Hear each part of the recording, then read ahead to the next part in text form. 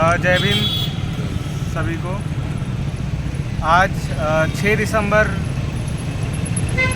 का दिन है और बहुजन समाज के लिए बहुत ही महत्वपूर्ण दिन है। दरअसल ये दुख की घड़ी है और इस बात को इंगित करती है कि बाबा साहब अम्बेडकर जब तक रहे तब तक अपने समाज के लिए, अपने वंचित और दलित वर्ग के लिए लड़ते रहे।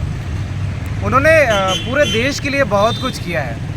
आज 6 दिसंबर का दिन उनका परिनिर्वाण का दिन है और आज का दिन हमें याद दिलाता है कि उनका जो ऋण है वो हम कभी नहीं चुका पाएंगे, क्योंकि उन्होंने देश के लिए, समाज के लिए और ऐसे दबे कुचले लोगों के लिए जिनकी आवाज़ कोई बनता ही नहीं था, जिनकी आवाज़ सुनी ही नहीं जाती थी, चाहे वो थानों की बात हो, चाहे कोर्ट कचहरी की बात हो, चाहे समाज की बात हो, चाहे पंच की बात हो, चाहे सभा की बात हो, कहीं भी उन दलित और वंचित वर्गों की आवाज़ सुनी नहीं जाती थी।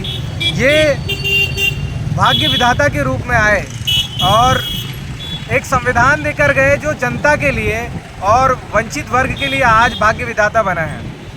सबसे खास बात कि बाबा साहब अम्बेडकर का वो जो सपना जो पूरा नहीं हो सका वो था कि हम बुद्ध के मार्ग पर चलें, और किस तरीके से चल सकते हैं। उनने अपने अंतिम क्षणों में भी जब वो किताब लिख रहे थे कि बुद्ध और हिज धम्म, यानी बुद्ध और उनका धम्म, उसी में जो इंगित किया है उन्होंने कि बुद्ध धर्म क्यों स्वीकारा, क्या ज़रूरत पड़ी कि अपने जीवन के अंत समय में उन्होंने हिंदुत्व को छोड़कर हिंदू धर्म को छोड़ा और बुद्ध धर्म की ओर गए। दरअसल मानवता और समानता के लिए बुद्ध धर्म को स्वीकारा। आज उनको हमें याद करने की ज़रूरत है।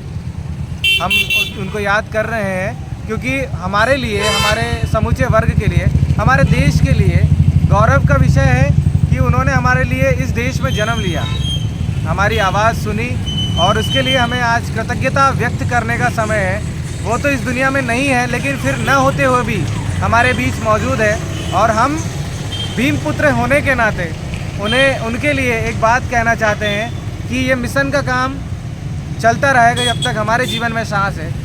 भीम जी, आपके बेटे जिंदा हैं, हम अंतिम सांस तक लड़ेंगे और आपके मिशन के लिए काम करेंगे। जय भीम, जय संविधान।